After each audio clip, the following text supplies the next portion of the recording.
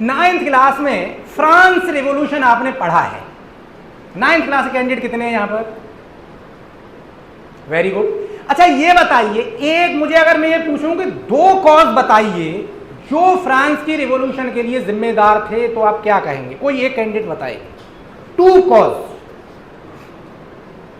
एक चीज ध्यान देनी है बस यहां पर, अब हमें पढ़ते वक्त हमेशा हमें जब भी कोई भी एक्सीडेंट, कोई इंसिडेंट हो रहा है, कोई हिस्टोरिकल इवेंट हो रही है या हुई है पास्ट में, उसके सोशल एस्पेक्ट जरूर पढ़ने हैं हमें। ध्यान दें, हिस्ट्री नहीं पढ़नी आज से, क्या पढ़ना है? उसका सोशल एस्पेक्ट, उसके जो सामाजिक परिवर्तन थे, सामाजिक चेंज क्या आ रहे थे उस वजह से, वो हमें पढ़ना है।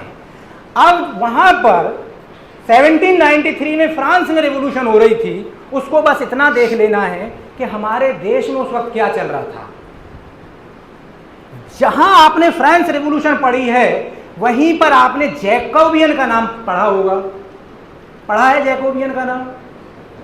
अरे 9th का फर्स्ट चैप्टर है, आई थिंक फर्स्ट ही है, फ्रांस रिवॉल्यूशन, नो इश्यू।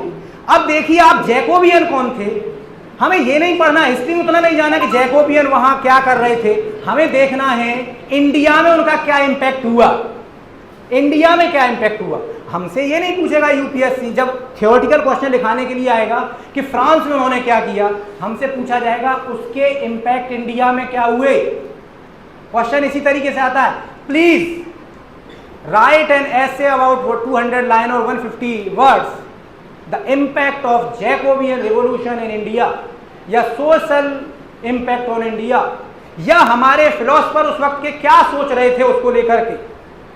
वहां पर आप देखेंगे टीपू सुल्तान का नाम सभी ने सुना होगा, and Tipu Sultan was the member of Jacobin club in Masulipatnam. Tipu Sultan Jacobin club के मेंबर थे। और क्या था जैकोबियन क्लब?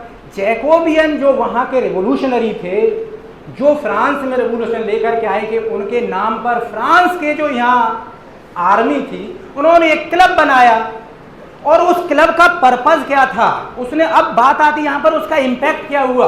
उन क्लब्स में उस जमाने की जो लोग थे जिन पर एट्रोसिटीज हो रही थी, जो यातनाएं झेल रहे थे, हिंदी समझते हो रहे थे नहीं, ज्यादा तो नहीं हो जा रही है, मैं इसलिए भी ज्यादा हिंदी बोलता हूं कि मुझे भी अच्छा लगता है, और थोड़ा आप कहिए खून तो बहुत इंपैक्ट करेगा, ब्लड थोड़ा कम इंपैक्ट करेगा। बाय द वे इंग्लिश अच्छी चीज है, पढ़नी चाहिए। तो जो लोगों पर एट्रोसिटीज हो रही थी वो लोग क्या करते थे, जैकोबियन क्लब में ऐसे जाते थे।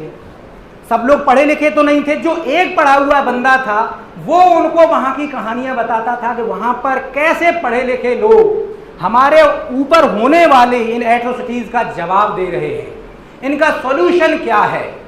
इंडिया में भी वो चीजें बढ़ रही थी। उसी का नतीजा ये हुआ कि हमारे जो उस वक्त के ऑथर थे उन्होंने बुक लिखना शुरू कर दी, न्यूज़पेपर निकालने शुरू कर दिए, और न्यूज़पेपर से ही रिवॉल्यूशन आता है, और रिवॉल्यूशन आया इंडिया में फिर धीरे धीरे अल्टीमेटली। तो हमें ये चीज आज से ये नहीं देखिए, यूपीएससी आपसे डेट्स बहुत ज्यादा नहीं पूछता है, कोई भी सिविल सर्विसेज डेट्स नहीं पूछते हैं। आप लोग जानते हैं चैट जीपीटी का जमाना है, 2 मिनट में डेट्स आ जाते हैं निकल करके। गूगल का जमाना है, अभी तो बोल दीजिए तो डेट्स निकल के आ जाएंगे। वो पूछेगा आपसे यही। फॉर एग्जाम्पल, एक एग्जाम्पल और लेता हूं, अभी एक सुप्रीम कोर्ट का वर्डिक्ट आया है आर्टिकल 6A पर। क्या है? आप लोगों ने ये मत कहिएगा नहीं पढ़ा होगा, सभी लोगों ने 9th क्लास की पॉलिटी में पढ़ा होगा, फंडामेंटल राइट्स के बारे में सब लोग जानते हैं। अब वहां पर ही सिटीजनशिप एक्ट की भी बात की गई है, सिटीजनशिप की भी बात की गई है। तो अब आप ये देखिए कि आर्टिकल 6A सिटीजनशिप को लेकर के जो आया है एक वर्डिक्ट, अब बस आप जब 9th क्लास में हैं तो ये भी देख ले कि अक्सर ये आखिर सुप्रीम कोर्ट ने ऐसा क्या कहा है जो सब लोग इसको स्पेशली डिस्कस कर रहे हैं। 3 मिनट लगेंगे, नॉट मोर देन 3 मिनट्स। थोड़ा सा, अगर आपके पास स्मार्टफोन तो नहीं चलाते हैं आप, बहुत अच्छा है, ये लैपटॉप चलाते हैं, पीसी चलाते हैं, पीसी पर बैठिए, देखिए आर्टिकल 6A क्या कहता है, या किन लोगों के लिए है, या सुप्रीम कोर्ट के जो जजेस हैं उन्होंने आखिर इसको अपहेल्ड क्यों किया है। बस ये 3 चीज देखनी है, क्योंकि यही सोशल इंपैक्ट है इस आर्टिकल का। आर्टिकल क्या कह रहा है उससे मतलब नहीं है बहुत ज्यादा, इसका सोशल इंपैक्ट क्या पड़ेगा। अगर इसको खत्म कर देते तो क्या इंपैक्ट होता, इसको अपहेल्ड कर दिया है तो क्या इंपैक्ट होगा। यानी आज से हम जब हिस्ट्री पढ़ेंगे, ज्योग्राफी पढ़ेंगे तो हिस्ट्री के अंदाज में, हिस्ट्री को ज्योग्राफी के अंदाज में, इकोनॉमी को पढ़ेंगे तो उसे सोशल एस्पेक्ट से पढ़ेंगे, इसके सोसाइटी पर क्या इंपैक्ट हो सकते हैं, बस इतना सा चेंज करना है। और अगर आपने इतना सा चेंज करके पढ़ लिया तो मानिए आपसे बेहतर तैयारी किसी की सिविल सर्विसेज की नहीं होगी। आपको डिफरेंटली नहीं पढ़ना है बहुत ज़्यादा, बहुत एकदम से। ये मानिए 9th क्लास में आपको 10th क्लास की हिस्ट्री नहीं पढ़नी है, 9th में 9th की ही पढ़नी है, बस वे चेंज करना है लास्ट में। चलिए टाइम बहुत हो रहा है, ठीक।